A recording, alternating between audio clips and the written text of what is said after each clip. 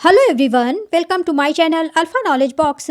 इस वीडियो में मैं केंद्रीय विद्यालय के class 6 science session ending exam 2022-23 के सैम्पल क्वेश्चन पेपर को डिस्कस करने वाली हूं और ये है पार्ट 1 वीडियो।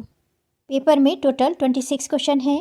इस पार्ट में क्वेश्चन नंबर 1 से क्वेश्चन नंबर 16 तक डिस्कस करेंगे और पार्ट 2 में क्वेश्चन नंबर 17 से क्वेश्चन नंबर 26 तक डिस्कस करेंगे। अगर अभी तक आपने अदर सब्जेक्ट के सैम्पल क्वेश्चन पेपर को नहीं देखा है तो उसकी वीडियो आपको चैनल के प्लेलिस्ट में मिल जाएगी और इस पेपर के सेकंड पार्ट की वीडियो आपको इसी वीडियो के डिस्क्रिप्शन बॉक्स में मिल जाएगी। और अगर अभी तक आपने मेरे चैनल को सब्सक्राइब नहीं किया है तो सब्सक्राइब करके मुझे मोटिवेट करें ताकि इसी तरह की वीडियो बनाकर मैं आपके लिए अपलोड करती रहूँ। चलिए पेपर को स्टार्ट करते हैं। टाइमिंग है 2.5 आवर, मैक्सिमम मार्क्स हैं 60 और यहाँ पर कुछ जनरल इंस्ट्रक्शन दी हुई हैं। आपके पेपर में जो भी जनरल इंस्ट्रक्शंस हों उन्हें सबसे पहले रीड करिएगा, उसके बाद पेपर को स्टार्ट करिएगा। यहाँ पर 26 क्वेश्चंस हैं जिन्हें ABCD 4 सेक्शन में डिवाइड किया गया है और सभी क्वेश्चंस को करना कंपलसरी है, लेकिन कुछ इंटरनल चॉइसेस हैं जहाँ पर 2 क्वेश्चंस में से किसी एक क्वेश्चंस को अटेम्प्ट करना है। Section A question number 1, which of the following is not the characteristic of a living things. आपको यहाँ पे ये बताना है कि दिए गए ऑप्शंस में से कौन सी कैरेक्टरिस्टिक लिविंग थिंग्स की नहीं है। Number A growth, number B movement, number C do not need food and number D is respiration. यहाँ पर ये करेक्ट है, ये भी करेक्ट है और ये भी कैरेक्टरिस्टिक करेक्ट है। C ऑप्शन रॉन्ग है, यानी इसका आंसर हो गया C do not need food.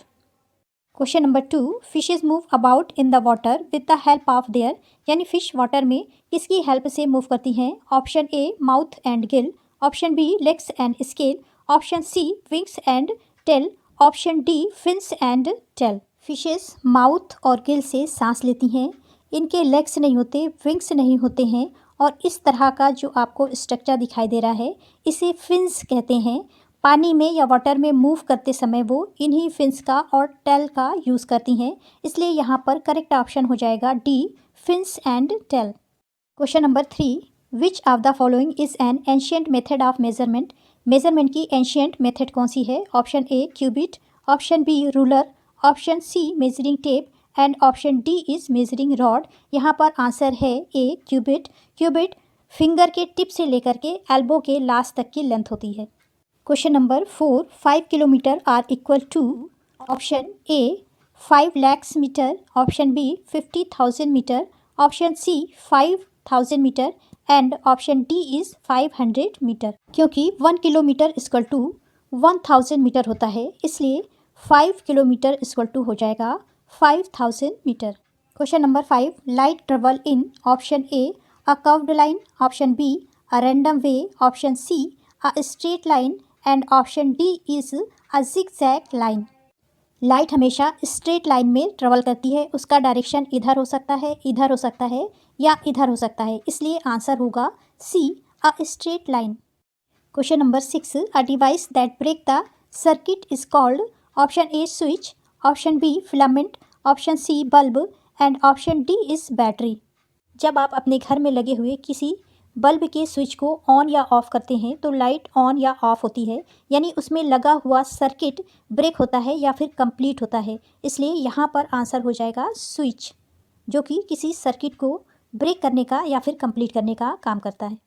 Question number 7, a bulb light up only in, option A a closed circuit, option B an open circuit and C in both. ये एक circuit है, ये bulb है और यहाँ पर एक बैटरी लगी हुई है। यहाँ पर ये पूछा जा रहा है कि बल्ब लाइट अप कब होगा, कब जलेगा, जब सर्किट क्लोज होगा या फिर ओपन होगा। तो यहाँ पर सर्किट ओपन है, इस केस में बल्ब ऑन नहीं होगा। अगर यहाँ पर ये दोनों वायर आपस में क्लोज हो जाएं यानी कनेक्ट हो जाएं तो ये सर्किट कंप्लीट हो जाएगा और ये बल्ब ग्लो होने लगेगा, यानी आंसर होगा A a closed circuit. Question number 8, oxygen is a supporter of, यानी ऑक्सीजन किस चीज़ का सपोर्टर है।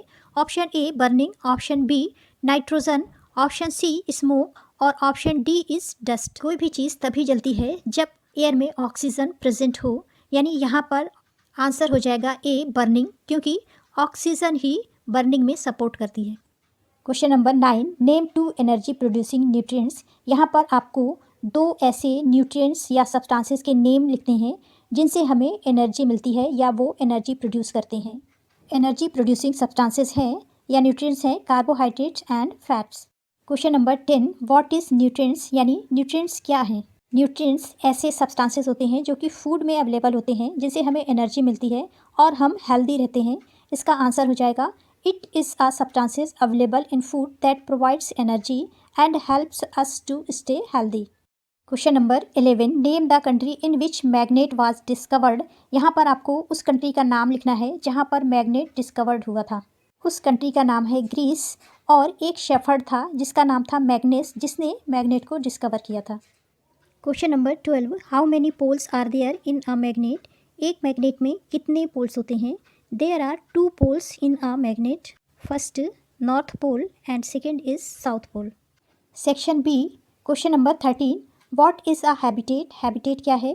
नेम 2 टाइप्स ऑफ हैबिटेट, किसी 2 हैबिटेट्स के नेम बताने हैं। इसका आंसर है a habitat is a place or surrounding where an organism makes it home or live, यानी हैबिटेट ऐसा प्लेस या किसी भी ऑर्गेनिज्म के चारों ओर की सराउंडिंग होती है जहाँ वो अपना घर बनाता है या फिर वहाँ पर रहता है।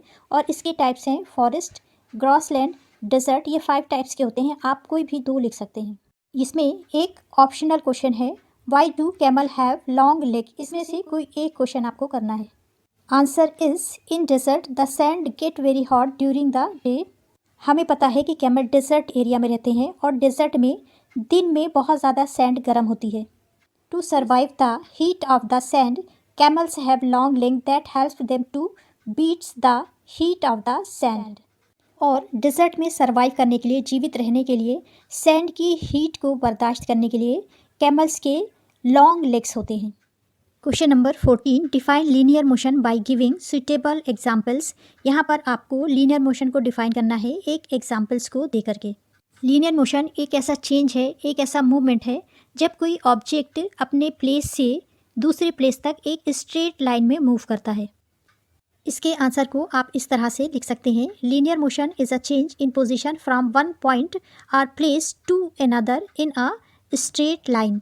और इसका एग्जाम्पल है, सपोज किसी ट्री से कोई फ्रूट्स गिर रहा है तो ये भी एक लीनियर मोशन में, यानी एकदम सीधा स्ट्रेट गिर रहा है। और दूसरा, अगर किसी रोड पर कोई कार एकदम स्ट्रेट मूव कर रही है तो ये भी लीनियर मोशन का एग्जाम्पल हो जाएगा। आप लिख सकते हैं driving a car along a straight line, और second falling fruits from a tree. Question number 15, in a completely dark room if you hold up a mirror in front of you. अगर किसी dark room में जहाँ पूरी तरह से अंधेरा है वहाँ पर अगर आप अपने सामने एक मिरर को रखते हैं, will you see a reflection of yourself in a mirror. क्या आपका रिफ्लेक्शन उस मिरर में दिखाई देगा। कोई भी ऑब्जेक्ट हमें तब दिखाई देता है जब वहाँ पर लाइट प्रेजेंट हो और उसका रिफ्लेक्शन हो रहा है। यहाँ पर डार्क रूम है और लाइट का रिफ्लेक्शन नहीं हो रहा है, इसलिए हमें अपनी इमेज या रिफ्लेक्शन नहीं दिखाई देगा। आप आंसर लिखेंगे in a completely dark room there is no light present in the room, thus no reflection of light take place by the mirror placed in the room, hence no image will be formed by a mirror in a completely dark room. Question number 16, the handle of the tools like screwdriver and pliers used by electrician for repairing work usually have plastic or rubber cover on them. Can you explain why? क्या आप बता सकते हैं कि कोई भी electrician repairing के समय जिस स्क्रूड्राइवर या प्लायर्स का यूज़ करता है उसके हैंडल्स प्लास्टिक या रबर के क्यों बने हुए होते हैं। आपको पता होना चाहिए कि प्लास्टिक या फिर रबर इंसुलेटर होता है। इंसुलेटर ऐसे सब्सटेंसेस होते हैं जिनसे इलेक्ट्रिसिटी पास नहीं होती है, इसलिए इलेक्ट्रिशियन जिस स्क्रूड्राइवर या प्लायर्स का यूज़ करता है उसमें हैंडल्स प्लास्टिक या फिर रबर के लगाए जाते हैं, जिससे रिपेयरिंग के समय अगर कोई एक्सीडेंट होता है तो इलेक्ट्रिशियन के बॉडी में करंट नहीं पहुंचता है। इसका आंसर आप लिखेंगे प्लास्टिक और rubber is an insulator which does not allow electric current to pass through it, यानी प्लास्टिक या फिर रबर एक इंसुलेटर होता है जो कि इलेक्ट्रिसिटी को अलाउ नहीं करता है उसमें पास होने के लिए। The handles of the tools like screw driver and pliers used by electrician for repairing have covering of plastic और rubber so that electric current may not pass through these tools to the body of the electrician to harm him. इसका second question है, why does a cell stop producing electricity after some time. कुछ समय के बाद electric cell electricity को produce करना क्यों बंद कर देती है? Answer is when the chemical in the electric cell are used up the electric cell stop producing electricity. यानी इलेक्ट्रिक सेल का जो केमिकल होता है जब यूज्ड हो जाता है तो वो इलेक्ट्रिसिटी को प्रोड्यूस करना बंद कर देती है। The electric cell is then replaced with a new one.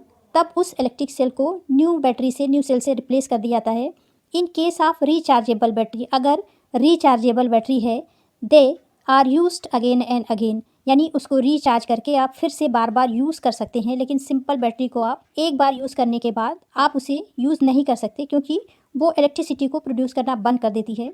Rechargeable battery जैसे मोबाइल में लगी हुई बैटरी, कैमरे में लगी हुई बैटरी और इन्वर्टर में लगी हुई batteries. This is the end of part 1 video. Next video में यानी पार्ट 2 वीडियो में क्वेश्चन नंबर 17 से क्वेश्चन नंबर 26 तक डिस्कस करेंगे। Thanks for watching. अगर आपको ये वीडियो अच्छी लगी हो तो प्लीज़ मेरे चैनल को लाइक, शेयर एंड सब्सक्राइब करें।